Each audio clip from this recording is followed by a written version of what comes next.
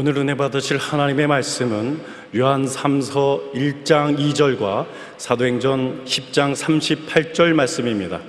요한 3서 1장 2절과 사도행전 10장 38절을 다 같이 봉독하시겠습니다. 사랑하는 자여, 내 영혼이 잘됨같이 내가 범사에 잘되고 강건하기를 내가 간구하노라. 하나님이 나사렛 예수에게 성령과 능력을 기름 붓듯 하셨음에 그가 두루다니시며 선한 일을 행하시고 마귀에게 눌린 모든 사람을 고치셨으니 이는 하나님이 함께 하셨음이라. 아멘. 전구원이란 제목으로 은혜를 나누겠습니다. 유명한 교육자요 신학자인 라인홀드 니브 박사는 말하기를 예수님을 믿는다는 것은 십자가 안에서 내 삶의 의미를 발견하는 것이라고 말했습니다. 예수님을 잘 믿어야 우리 삶의 의미를 발견하게 되는 것입니다. 우리는 주님과 함께 살면서 언제나 말씀을 읽고 듣고 묵상하고 말씀을 사랑함으로 죄와 악한 행실을, 질병과 나쁜 환경과 세력을 극복할 수 있습니다. 하나님께서 원하시는 것은 요한 3서 1장 2절처럼 사랑하는 자여, 내 영혼이 잘됨같이 내가 범사에 잘되고 강건하기를 내가 간구하느라고 말씀하시는 것입니다. 예수님께서 어리석은 부자의 비유를 들어 말을 해 주신 적이 있습니다. 어떤 부자가 있었는데 그의 농사가 잘 되어 풍성한 수확을 얻었습니다. 그는 큰 곡간을 짓고 모든 곡식과 물건을 잔뜩 쌓아주고 이렇게 말했습니다. 또 내가 내 영혼에게 이르되 영혼아, 여러 해를 두고 쓸 물건을 많이 쌓아두어서 평안히 쉬고 먹고 마시고 즐거워하자. 하지만 하나님께서 그에게 이렇게 말씀하셨습니다. 하나님은 이르시되 어리석은 자여, 오늘 밤에 내가 내 영혼을 도로 찾으리니 그러면 내 준비한 것이 누구의 것이 되겠느냐. 우리 사람들은 자기 운명을 자기 손으로 좌우할 수 있는 줄 생각하지만은 그렇지 않습니다. 하나님께서 영혼을 데려가시면 아무리 재물을 많이 쌓아놓았다 하더라도 소용이 없게 되는 것입니다. 그런데 오늘날에는 많은 사람들이 이 어리석은 부자처럼 살아갑니다. 더 많은 재물을 모으고 잘 먹고 잘 사는 것에 큰 관심을 가지면서도 중요한 자기 영혼에 대한 관심은 내버려두고 있는 것입니다. 위대한 과학자 아인슈타인 박사가 노후에 기독교 신앙에 귀의했는데 이 유명한 고백을 남겼습니다. 내 노후에 인생의 성향역에 나는 교회 이외에 내 영혼을 위로를 받을 곳이 없는 것을 발견했다. 나는 내 영혼을 위로받을 수 있는 처소가 교회밖에 없는 것을 깨달아 알았다. 교회사에 큰 영향을 끼쳤던 신학자 어거스틴도 그의 고백록을 통해 하나님이시여 당신의 품에서 인식을 얻기까지 내게는 쉼이 없었습니다라고 말했었습니다. 아무리 뛰어난 지식을 가진 사람도 하나님께 돌아와만 영혼의 참된 위로와 안식을 이룰 수가 있는 것입니다. 하나님 떠나서 인간의 어떤 일에도 희망과 안식을 얻을 수가 없습니다. 하나님이 그러므로 우리 인생을 만드시고 우리에게 부탁한 것이 내 영혼이 먼저 잘 돼야 된다. 영혼은 우리 인간의 가장 깊은 자아를 말하는 것입니다. 육신적인 자아도 있고 혼적인 자아도 있지만은 깊은 영혼의 자아가 자기의 참된 자아가 되는 것입니다. 창세기 2장 7절에 야훼 하나님이 땅의 흙으로 사람을 지으시고 생기를 그 크게 불어넣으시니 사람이 생명이 되냐라고 했습니다. 육신이 진정한 사람이 아니고 하나님이 숨을 불어넣은 영혼이 참 자기가 되는 것입니다. 영혼이 죄악과 마귀의 억압과 세상의 고난에 처하여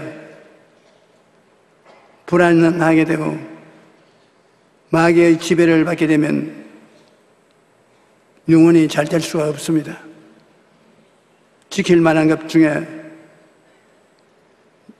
내 마음을 지켜라. 생명이 그는 이에서 남는다. 이 마음이라는 깊은 내가 살아나야 참 삶을 살 수가 있는 것입니다. 그러므로 잠언서 4장 23절에 모든 지킬 만한 것 중에 더욱 내 마음을 지켜라. 생명의 그러니 이에서 난다고 말하고 있습니다. 영혼이 잘 되면 어떻게 될 수 있냐? 예수님의 보혈을 의지하여 나 생명이 보혈로 속 사람이 살아 일어나야 되는 것입니다. 예수님의 피가 우리 죄를 용서하고 성령이 우리 속에 들어와서 우리를 재생시키면 영혼이 잘 되게 됩니다. 그래야 행복이 다가올 수 있는 것입니다. 에베소서 1장 7절에 우리는 그리스도 안에서 그의 은혜의 풍성함을 따라 그의 피로 말미암아 속량꽃 제사함을 받았다고 말하는 것입니다. 우리 사람들은 어머니 뱃속에서부터 죄에 연결되어서 영혼이 죽어서 태어난 것입니다. 우리가 이 세상에서 살아 일어나기 위해서는 예수님을 통해서 하나님이 주신 은혜를 받아야 되는 것입니다. 값없이 우리 죄를 용서해주고 영혼을 살게 해주시는 은혜를 받아야 되는 것. 하나님의 사랑을 받아야 되는 것입니다. 죄를 지었음에도 불구하고 못났음에도 불구하고 버림을 받아야 마땅함에도 불구하고 죄 있는 그대로 못난 그대로 버림받은 그대로 수고하고 무거운 짐진 자여 내게로 오라. 내가 쉬게 해주겠다. 아무도 쉬게 해주지 못할 처지에 있는 사람을 우리 하나님은 조건부 없이 믿음을 통해서 받아들이기만 하면 하나님의 구원의 은총이 넘쳐나게 되는 것입니다. 그 은혜를 인하여 믿음으로 말미암아 구원을 얻으신 적. 은혜는 값없이 주는 건 아닙니까? 아무리 못나도 잘나도 관계없어요. 아무리 가난해도 부유해도 관계없습니다. 사람으로서 주님께 나오면 공짜로 구원해 주는 것입니다. 구원은 절대로 조건을 세우면 안 됩니다. 빈손 들고 하나님의 사랑을 받아들이는 것입니다. 사랑은 무조건하고 사랑해 주는 것입니다. 그 은혜를 인하여 믿음으로 말미암아 구원을 얻으신 적, 이것이 우리에게서 난 것이 아니요 하나님의 선물이라. 하나님께서 우리가 전부에 의지해 주셔서 손 들고 옵니다. 주님 앞에 나오면 주님은 과거를 묻지 않습니다. 예수 그리스도의 보혈을 통해서 여러분을 사랑으로 품어주시고 구원해 주시는 것입니다. 영혼이 잘 되는 것은 이와 같이 하나님의 은혜와 사랑에 의한 것입니다. 그 밖에는 다른 도리가 없습니다. 요즘 뉴스를 보면 생활고로 인해 죽음을 선택한 사람들의 이야기를 자주 듣게 됩니다. 심지어 먹고 살기 어려워서 두 딸을 안고 바다에 뛰어든 어머니도 있습니다. 어쩌다 인간의 삶에 이런 저주가 들어왔을까요? 원래 하나님께서 인간에게 살도록 하신 에덴 동산은 아무런 부족함이 없는 곳이었습니다. 그런데 아담이 범죄함으로 인해 땅의 저주를 받아 가시덤불과 은극기를 내게 되었고, 인간은 죽을 때까지 얼굴에 땀을 흘리며 일해서 먹고 살게 됐습니다. 저주를 받았다는 것은 삶이 가시와 은극기에 시달리고 고통을 당하는 것을 말하는 것입니다. 죄로 인하여 다가온 이 고통을 예수님의 은혜와 보혈을 통해서 다 극복하고 나오게 되는 것입니다. 영혼을 잘 된다는 것은 십자가 밑에서 십자가를 내 가슴에 품어야 영혼이 잘 되는 것입니다. 십자가에서 흘리신 피가 우리 죄를 씻어주시고 우리를 의롭다고 만들어주시고 우리를 더러운 삶을 씻어서 깨끗하게 해주시고 거룩하게 해주셔서 성령을 받게 해주시고 그 예수 그리스도의 피로 말미암아 마음의 병, 생활의 병을 치료해 주시고 예수 그리스도의 대속을 통해서 가난과 저주를 속하여 주시고 죽었다가 부활하신 그 은혜를 우리에게 나누어 주심으로 예수 그리스도의 말미암아 우리도 부활 영생한 사람들이 될 수 있게 되는 것이 영혼이 잘 되는 것입니다. 성경에는 영혼이 잘 되는 것 같이 범사에 잘 되라는 것을 말하는 것입니다. 범사에 잘 된다는 것은 우리가 사는 삶의 저주에서 해방되어야 하는 것입니다. 갈라디아서 3장 13절에 그리스도께서 우리를 위하여 저주를 받은 바 되사 율법의 저주에서 우리를 속량하셨으니 기록된 바 나무에 달린 자마다 저주 아래 있는 자라 하였습니다. 예수님께서 이 땅에 사역하실 때 가난하고 배고픈 사람들을 먹이셨습니다. 예수님은 영혼 구원뿐 아니라 우리의 먹고 사는 문제에 관심이 많으신 분입니다. 내년이면 우리 교회가 60주년을 맞게 되는데 우리 교회가 시작될 무렵엔 모두가 가난하고 헐벗고 굶주렸습니다. 그들에게 가장 절실하고 필요한 것은 우선 따뜻한 밥 한 공기와 약 한 봉지가 그것이었습니다. 그것이 바로 우리가 필요한 것이었습니다. 제가 영혼이 잘 됨 같이 범사에 잘 되고 강건해지는 메시지를 전했던 것은 예수님께서 우리를 저주에서 해방시키셨다는 복음을 확실히 믿으셨기 때문에 우리 운명을 바꿀 수 있는 것이 주님의 약속의 말씀이기 때문에 그 말씀을 전도한 것입니다.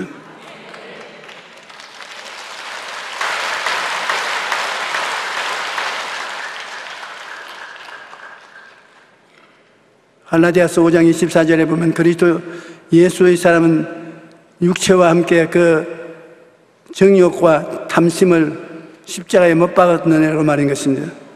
정욕과 탐심을 십자가에 못 박고 주님을 제일 중요한 하나님으로 우리 일생을 맡기고 사는 것이 범사에 잘 되기 시작한 길인 것입니다. 사람의 탐욕은 끝이 없습니다. 아무리 많은 것을 가져도 만족함을 모르는 것이 인간입니다. 하지만 예수님을 믿으면 어떤 환경에도 만족함을 누리며 살아갈 수 있는 힘을 얻게 되는 것입니다. 사도 바울은 고백하기를 어떠한 형편에 처하든지 나는 자족하기를 배웠노니 나는 빛에 처할 줄도 알고 풍부에 처할 줄도 알아 모든 일에 곧 배부르고 배고픔을 풍부와 궁핍과 함께 처할 줄 알고 일체의 삶의 비결을 배웠다고 했습니다. 내게 능력 주신 자 안에서 내가 모든 것을 할 수 있다고 그는 삶을 고백한 것입니다. 이와 같이 하나님을 믿는 사람은 어떠한 환경에서도 만족함을 누리며 살아갈 수 있는 힘을 얻을 수 있습니다. 뿐만 아니라 하나님은 자기를 사모하는 영혼의 필요를 채워주시는 것입니다. 시편 107편 9절에 그가 사모하는 영혼에게 만족을 주시며 줄인 영혼에게 좋은 것으로 채워주신다고 했습니다. 그러니 하나님을 믿는다는 것이 얼마나 행복한 일인지 모릅니다. 하나님을 모르는 사람이 우울하고 불안해하고 염려와 근심에 시달리는 하지만 하나님을 믿는 사람은 어떠한 환경에서나 마음을 평안과 만족을 누릴 수 있는 힘을 주님께서 허락해 주시는 것입니다. 우리가 원한과 슬픔을 벗어버리지 못하고 괴로워한 일들이 많이 있습니다. 그러나 예수님은 우리 마음에 들어오셔서 우리에게 승리할 수 있는 힘을 제공해 주시는 것입니다. 그러므로 항상 기뻐하라, 쉬지 말고 기도하라는 것. 왜 쉬지 말고 기도하라고 하냐면 우리는 늘 염려, 근심, 불안, 초조, 절망을 해치고 살아야 되기 때문에 늘 기도해야 되는 것입니다. 특별히 시간 내어서 기도하는 일도 있지만 특별히 시간 내어서 기도할 수 없을 때도 많습니다. 그러나 시시로 순간순간 다가오는 낭패와 실망과 저주와 슬픔과 이러한 것을 해결해 달라고 주님께 기도하는 일은 해야 되는 것입니다. 항상 기뻐하고 쉬지 말고 기도하고 범사에 감사하는. 왜냐하면 좋은 일이 다가오면 좋아서 감사하고 나쁜 일이 다가오면 우리 예수 믿는 사람은 하나님을 사랑하는 자 곧 그 뜻대로 부르신 이분 자들에는 모든 것이 합정하여 선을 이루나니라. 그러므로 우리는 늘 하나님이여 나는 기쁘고 즐겁습니다. 나는 행복합니다. 내 원수 귀신아 물러가라. 이 염려와 피곤함을 하나님께 맡기오니 맡아 주시옵소서. 주여 주님께서 용기와 힘을 주시옵소서. 지혜와 총명을 주시옵소서. 수시로 늘 기도하고 의지해야 되는 것입니다. 그러고 난 다음 범사에 감사합니다. 주여 감사합니다. 무조건 감사합니다. 좋은 일이 있어도 감사합니다. 나쁜 일이 있어도 감사합니다. 시간이 지나고 보면 나빴던 일이 오히려 좋은 일로 변화된 일을 우리는 많이 볼 수 있는 것입니다. 그러므로 이 하나님 말씀대로 기뻐하고 즐거워하고 시각각으로 수고하고 모은 짐을 주님께 아뢰고 그 다음 감사하고 살면 우리가 인생을 가치 있게 산다고 자부할 수 있는 것입니다.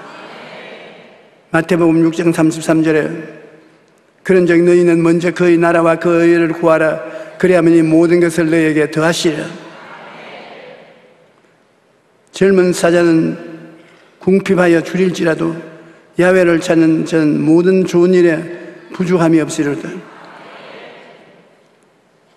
미국의 설교가 비처 목사님은 이런 말을 했습니다. 사람은 한 가지 일을 하면서 세 가지 고생을 한다.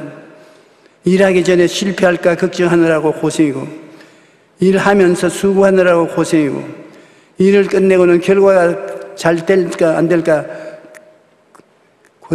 관심을 가지고 고생을 하는 것입니다. 믿음이 없으면 일은 늘 염려와 근심 속에서 살아가야 하는 것입니다. 예수님께서는 그러므로 염려하여 이르기를 무엇을 먹을까, 무엇을 마실까, 무엇을 입을까 하지 마라. 이는 이방인들이 구하는 것이며 너희 하나님 아버지께서 이 모든 것이 너희에게 있어야 할 줄을 아시느니라. 우리가 일상 기도해야 될 것이 바로 이런 것입니다. 무엇을 먹을까, 무엇을 마실까, 무엇을 입을까 하지 말라. 이런 것은 이방인들은 염려해야 된다. 이방인들은 돌봐줄 사람이 없기 때문에 자기가 염려해야 되는 것입니다. 그러나 너희 하늘 아버지께서 이 모든 것이 너희에게는 있어야 할 줄 알기 때문에 아버지께서 공급해 주시는 것입니다. 참 희한하게 여러분, 하나님 아버지께서는 하나님을 먼저 구하고 사는 사람에게 필요한 것을 공급해 주는 것입니다. 난 우스운 일이지만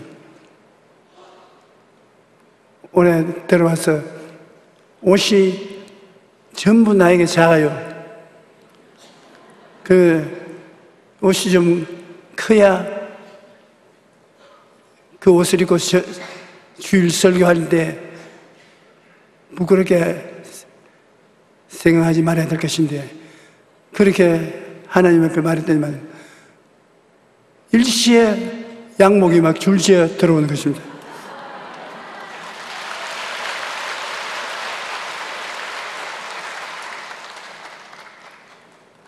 내가 그 말이 내 입에서 떨어지기 전에 하나님께서 벌써 보시고 날 보고 옷 해주라고 명령한 사람들을 내게 보내서 옷을 해주는 것인데 자연히 기쁘지 아니할 수 없습니다. 그래서 우리 애들이 아버지 다른 옷들이 많은데 그건 어떻게 하랍니까? 야, 지금은 내가 뚱뚱해져서 그렇지만 또 빼빼해질 때가 오니까 또 입을 수 있지 않냐. 하나님 의지하고 살면은 하나님이 우리 부모가 되심으로 얼마나 좋은지 모릅니다. 또 그런 적이 너희는 먼저 그의 나라와 그의 의를 구하라. 그리하면 이 모든 것을 너희에게 더하시라. 이 식주 생활을 다 돌봐 주신다. 우리가 이 하나님 말씀을 믿고 의지하고 살아봐야 되는 것입니다. 괜히 사람 꿰인다고 그렇게 말한 것 아니냐 그렇게 하는 사람이 있는데 하나님이 뭐가 필요해야 우리를 꿰겠습니까? 하나님은 우리를 사랑하사 우리를 돌봐주시는 것입니다. 우리가 하나님의 나라와 그 의를 먼저 구하면 하나님께서 범사에 우리의 필요를 채워주시는 것입니다. 인생을 살아가는데 먼저 할 것 있고 내중할 것이 있습니다. 우리는 언제나 기도하면서 먼저 해야 될 것을 먼저 하고 그 다음에 다음 우리 일을 해야 될 것입니다. 하나님은 우리가 인생에 하나님을 처음으로 모시고 섬길 때 하나님이 기뻐하시는 것입니다. 아브라함 보십시오. 100세 난 아들을 모리아산에 제물로 바치라고 합니다. 그 사실 100세 난 아들을 하나님이 잡아서 불로 태워 제물로 드리라고 하신데 그 순종하기가 힘들죠. 먼저 할 것은 먼저 아버지의 명령을 먼저 순종해야 될 것인데 사람에게 그 맏아들, 외아들을 제물로 드리려 하는데 쉽게 할 수가 없습니다. 그런데도 아브라함은 그렇게 했습니다. 죽이는 장면까지 들어갔는데 하나님이 그만해라. 내가 나를 사랑하는 줄 알겠다. 우리가 11조를 하나님께 드리는 건 하나님 그게 별 필요가 없습니다. 하나님은 먼저 하나님을 사랑하는가 그것을 보기 위해서 시험하는 것이죠. 제가 개척교회 할 때 우리 교회에 나온 한 식구인데 그 유하문 씨가 그 집주인이고 그 부인이 이초이시고 그 다음에 아들만 9이었어요. 그런데 빈 밥그릇도 9이 넘습니다. 남편은 술주정뱅이, 부인은 굉장히 병들어 아프고 빼빼한 것입니다. 얻어먹고 사는 가난한 사람인데 내가 예수께 전도해서 예수님을 모시게 했습니다. 그래서 그때부터 주님께 도와달라고 기도하는데 예수를 믿고 처음에 기도가 응답되어서 친지로부터 쌀 한 부대를 받아서 얼마나 좋아하는지 몰랐습니다. 그런데 새벽 기도를 하는데 새벽에 나온 그 시간에 이초희 씨가 뭘 이고 왔어요. 그래 내가 뭘 가지고 왔냐 하니까 울면서 그 부대를 비우는데 보니까 흙이 잔뜩 묻은 쌀을 거기 담고 왔는데 흙인지 쌀인지 알 수가 없어요. 그래 왜 이 흙뜸이 된 쌀을 가져오느냐. 하나님께서 11조를 바치라고 했지 않습니까? 그렇죠. 어찌나 아까운지 이 쌀을 한 부대 받았는데 아까워서 이것을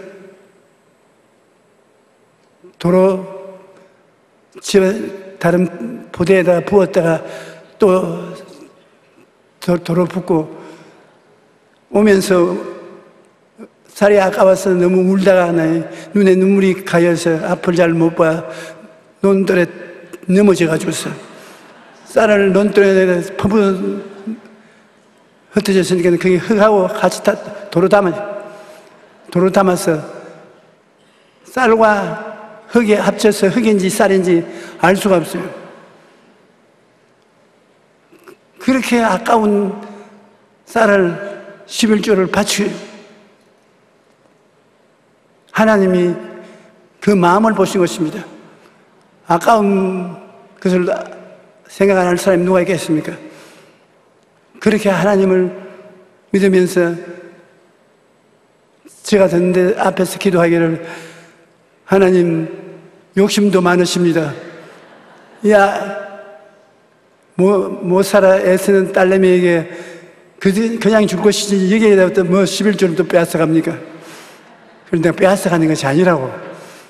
당신이 이렇게 하나님 순복하고 섬김으로 하나님은 당신이 하나님 사랑한 줄 알고 그 사랑의 부대 앞으로 넘치게 해 주실 것입니다. 그런데 그 사람들이 하나님의 은혜를 입어서 제가 개척할 때 그때 다 미국으로 이민 가가지고서 이제 미국에서 잘 산다고요. 그러면서 요사이는 쌀과 흙을 섞어서 하나님께 드리지 않는다고. 아주 좋은 쌀을 하나님께 드린다는 말을 들었습니다. 하나님께서는 여러분 아깝다고 생각하는 것도 다 보고 계십니다. 마음을 읽어요. 아까우면서도 하나님께 드리는 것. 그러면 하나님이 그 드리는 그 정성에 감복하시고 갚아주시는 것입니다. 심고 거두는 법칙을 또한 따라야 되겠습니다. 갈라디아서 6장 7절에 스스로 속이지 말라. 하나님은 없인 여김을 받지 아니하느니 사람이 무엇으로 심든지 그대로 거두리라. 우리가 11조도 심고 거두는 법칙의 하나인 것을 알아야 되는 것입니다.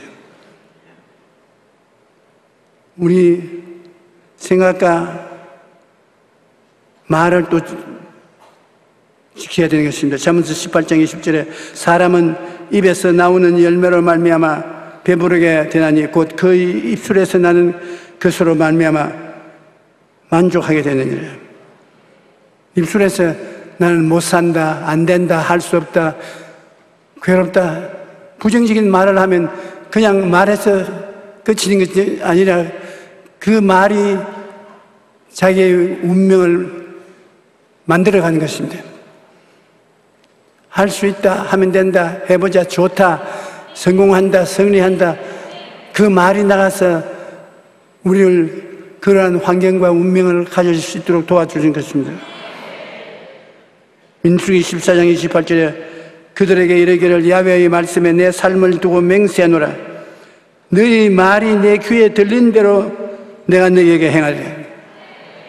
하나님은 우리의 말하는 것을 듣고 계시고 우리가 말하는 것을 따라서 일을 이루어 주시겠다고. 그러므로 말을 조심해야 되는 것입니다.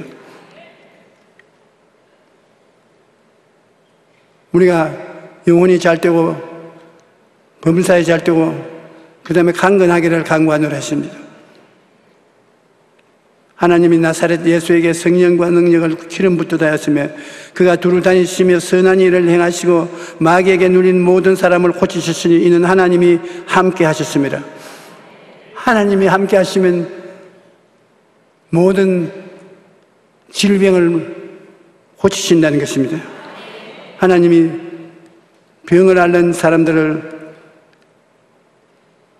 불쌍히 여기시는 것입니다. 병의 배후에는 마귀가 있어서 마귀가 병을 배후에서 들게 만들어주는 것입니다. 마태복음 8장 16절에 저물매 사람들이 귀신 들린 자를 많이 데리고 예수께 오거늘 예수께서 말씀으로 귀신들을 쫓아내시고 병든 자를 다 고치시니 말씀으로 귀신을 쫓아내고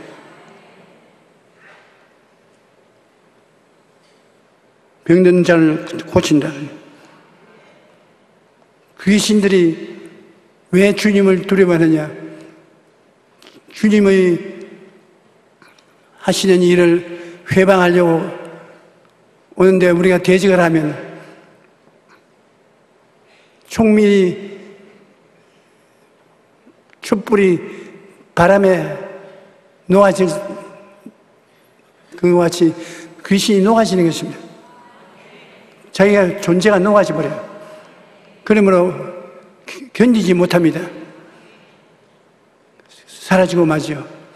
여러분이 주의 이름으로 귀신을 쫓아내는데 귀신이 그냥 달라들고 싸울 수 있느냐 하면 못하는 것은 예수 이름과 그 보혈의 능력으로 귀신을 꾸짖으면 귀신이 녹아지는 것입니다.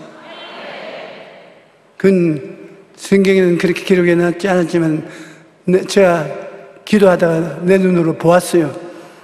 귀신이 내게 덤벼들어 핥히고 달려드는 것, 제가 예수 이름으로 명령을 내리니까 내 눈앞에서 녹아지더라고요.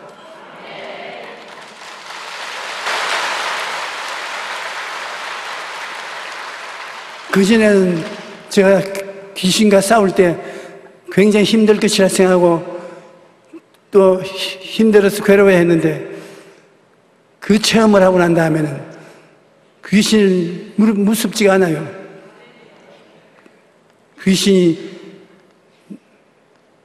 도역질하고 죽이고 멸망시키는 일을 하려고 달라들면 예수 이름과 보혈 능력으로 호통을 치고 물리치면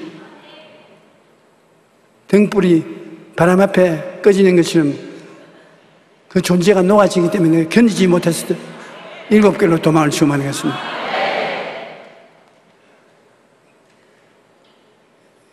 부정적인 일은 영혼의 괴로움이나 육체의 괴로움, 생활의 괴로움에 귀신이 배후에서 나쁘게 하는 일이 너무나 많습니다. 여러분, 그렇기 때문에 예수님께서 우리에게 귀신을 쫓아내라고 늘 부탁하는 것이 거기에 있는 것입니다.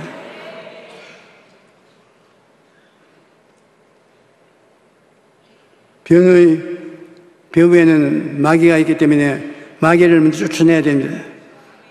마태복음 8장 11절에 저물매 사람들이 귀신 들린 자를 많이 데리고 예수께 오거늘 예수께서 말씀으로 귀신들을 쫓아내시고 병든 자를 다 고쳤다.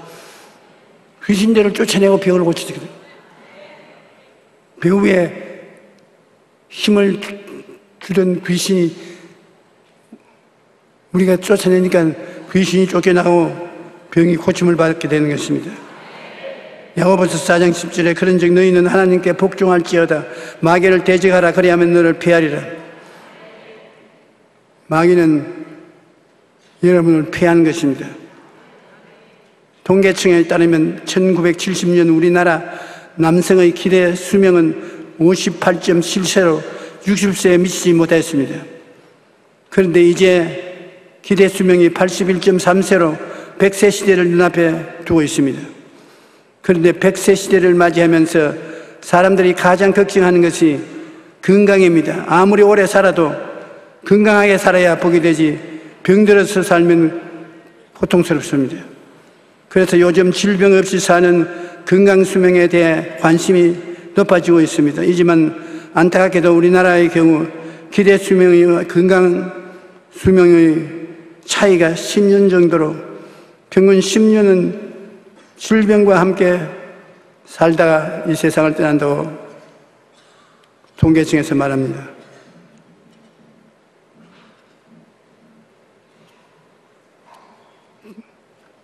예수님께서 공생의 많은 부분을 병을 고치는 데 사용하셨습니다.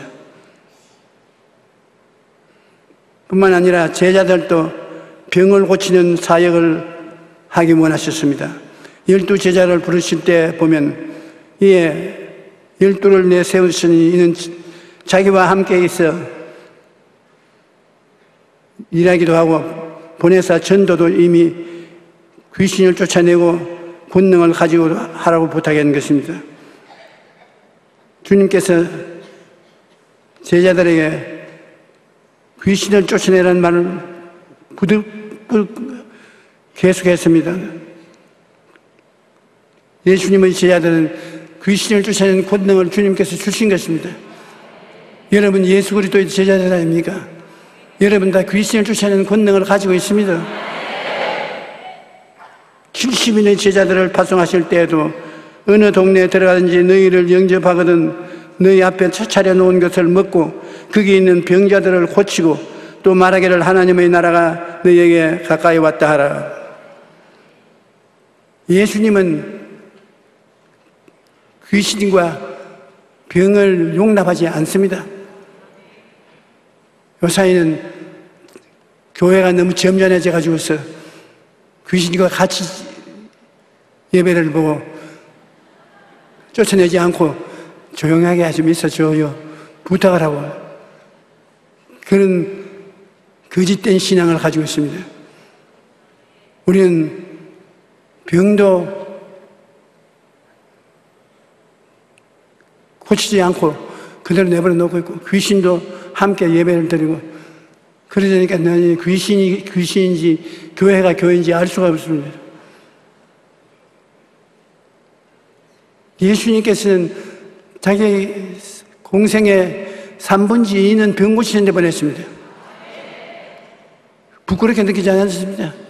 3분의 2는 병을 고치는데 세월을 보내는 것이 하나님의 아들이 한 일이요 하나님이 원하는 것이었습니다. 여러분, 귀신이 여러분을 도둑질하고 죽이고 멸망시키려고 있기 때문에 여러분이 그들을 용납을 하면 안 됩니다. 예수 이름으로 귀신을 쫓아내야 돼요. 그리고 기도와 치료와 함께 여러분을 행복하게 만들어주는 것입니다. 우리가 오늘날은 영양이 충분하고 환경이 좋고 또 치료약도 많고 해서 이제 얼마 있으면 100살을 살게 되겠네요. 100살을 사는 노인이 되어도 육신의 질병, 육신을 괴롭히면 사는 것이 아닙니다. 일어서도 아프고, 앉아도 아프고, 누워도 아프고, 자도 아프고, 깨어도 아프고, 아이고, 소리가 입에서 떠나지 않습니다. 더구나 다른 병도 아닌 암이 걸려 있으면 얼마나 고통스럽습니까? 그러므로 여러분께서도 나를 먹을수록 예수 이름으로 무장하고 그리스도의 이름과 보혈과 말씀을 가지고서 귀신을 대적하십시오. 그러면 병 없는 나이 많이 먹은 세대에도 행복을 누리고 살 수가 있게 되는 것입니다. 예수님께서는 귀신 쫓아내고 병 고치는 것에 너무나 관심이 많았습니다. 성천하기 전에 믿는 자들에게 이런 표적이 따르리니 곧 그들이 내 이름으로 귀신을 쫓아내며 새 방언을 말하며 뱀을 집으며 무슨 독을 마실지라도 해를 받지 아니하며 병든 사람에게 손을 얹은즉 나으리라 하시라.